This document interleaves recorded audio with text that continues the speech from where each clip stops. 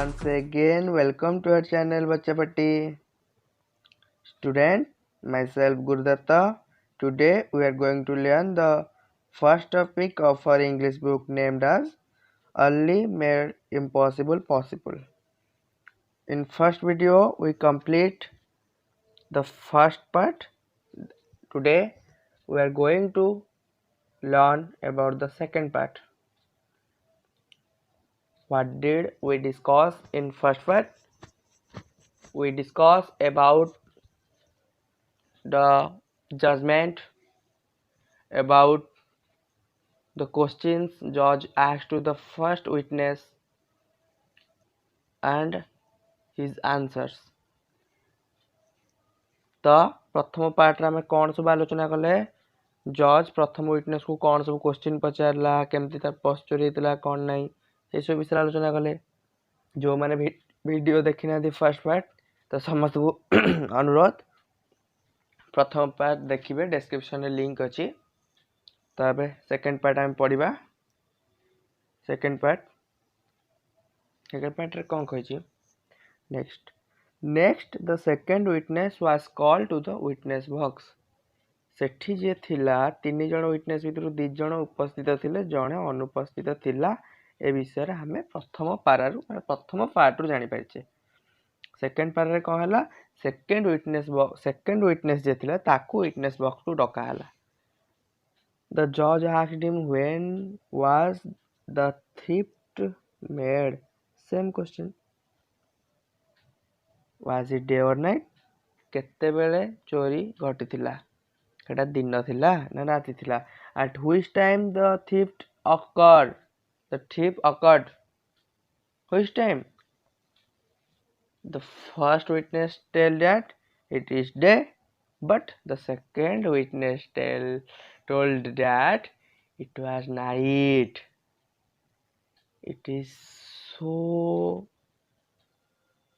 exciting. Judge get excited. How is it possible? One say it is day, one say it is night. How is this possible? Never. But the second witness replied that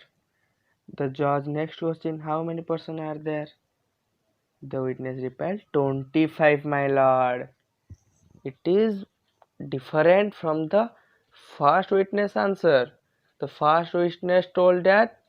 there was only 5 persons but the second witness told that there were 25 persons. How is this possible? When both are present at that place but the answers of both witness how can be different? This thought bothering the mind of judge. The judge finally asked the last question, what is the color of the purse? White, your honor, replied the witness. It is totally different from the answer of first witness. First witness told that it was black in color but the second witness told that it is white in color. कौन है second witness को जो witness box को डका हला जज पचार आरंभ कले कि चोरी केते बेले हितला से कहले राति रे किंतु फास्ट साक्षी जे थिला से कहला दिन रे कहला राति रे जज एक्साइट हे गले कथा कोन जणे कहूची दिन जणे कहूची राति सेकंड तापर को सेकंड क्वेश्चन पचाले हाउ मेनी पर्सन जो क्वेश्चन पचातले केते जण सेठी उपस्थित अछंती फर्स्ट पर्सन कोन कहतला सेठी 5 जण अछंती बट सेकंड पर्सन कहला कोन सेठी 25 जण अछंती क्वेश्चन सुनी कि माने जज कर मुंडो बुलेवा आरंभ करि देलानी सेते बेलकू जणे कहूची 5 जणे कहूची 25 कथा कोन किए सत कहूची किए मिछ कहूची किए थिला किए नथिला जदी दी जण जाक सेही जगह रे थिले तले दी जण आंसर केमिति अलग अलग आउची लास्ट क्वेश्चन कोन पचाले The judge finally asked the last question. What was the color of the purse? White honor, replied the witness. Last of the पचारला कलर कौन थिला से पुणी चेंज आंसर कहला कि व्हाइट थिला कलर से फर्स्ट विटनेस कहला ब्लैक सेकंड विटनेस कहला व्हाइट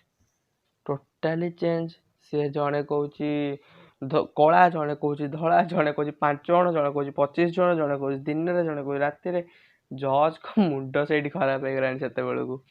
कौन करेंगे एटा तो बहुत छोट पार्ट अच्छी थर्ड पार्ट में पढ़ा माड़ी चल पाठ पढ़ पाठ पढ़ पाठ ही सब किछि एबे पढ़िबा फास्ट थर्ड पार्टटा कौन है the trial was postponed what do mean by postpone postpone माने कौन घुंचेई देवा आजिर दिन रु अन्य एक दिन को घुंचेई दिगला स्थगित रखागला कौन पाई जज तो मुंड खराब हो गलानी क्वेश्चन आंसर शुणिक आ कौन करेंगे ओके ठीक अच्छे कौन देखिए the trial was postponed for the next day that day came and when the next day come again the trial the case will be trial case शुणाणी से कह but the lawyer was terribly upset lawyer was terribly upset terribly means basically terrible means bhayankara but here not bhayankara but here more अधिक upset upset means दुखित upset means दुखित मिल समस्त मिल कष्ट शब्द व्यस्त हबार नहीं अपसेट मीन्स मन रख दुखित टेरिबल मीन्स भयंकर बट एटी अधिक दुखित हो गले he scolded the witness for giving contradictory fact scolded माने सोदिबा अश्लील भाषा गाली गुलस कले क्या विटनेस मान for giving contradictory fact contradictory means विरोधात्मक विरोधजनक माने जड़े कही कहार माने सपक्ष नुहे विपक्ष जड़े हाँ कहले आउ जड़े कौन ना यही टाइप बट विरोधात्मक अर्थ हूँ विरोधात्मक contradictory means but each of the witness told that he had told but दी जन जहाँ कहते मु सत कहूँ मु सत कहूँ मु सत कहूँ हेले जज जानी पारना किए सत कहूँ the case is lost there is no hope of saving the case जज भाव गला केसटा हाथ रू चलीगला जे लयर सॉरी जे लयर थे लयर भाव गला केसटा हाथ रू चलीगला आ कौन जड़े कौच दिन जड़े कौच राति जड़े कौच 5 जड़े कौच 25 जड़े कौच कला जड़े कौच धला कथा कौन कौन करेंगे केमी बचेबे no need for sending a third witness grumbled the anger lawyer चिल्लैकी कहले ग्रम्बल्ड मीन चिल्लैकी कहबे कहले किए कहले लॉयर कहले कौन कहले तृतीय साक्षी को आनिया दरकार नहीं किसी दरकार नहीं आनिबा ताकू only here the topic name is only made impossible possible here was only who is only is the lawyer's cook lawyer kara okilankara Rosaiah Rosaiah थिला only cook माने लॉयर करा रोसैया थिला Ollie was listening all this. He said, "Take me as the third witness." Ollie कहला Ollie सब सुनुथला तापरे कहला कि मते आपण तृतीय साक्षी भाबे ग्रहण करि नियंतु I can save the case मु ए केस को बंचै देबी The lawyer laughed and said, "This is impossible as you are a mere cook." Mere means pity क्षीण रुग्ण एटा तो रुग्ण है परबनी क्षीण तमे जने साधारण रोसैयाटे तमें कौन मो केस को बंचेब कह हसिया लगे यहाँ असंभव तमें मो केस को केमी बंचेब यू शुड नो दिस अली तमें ये जाच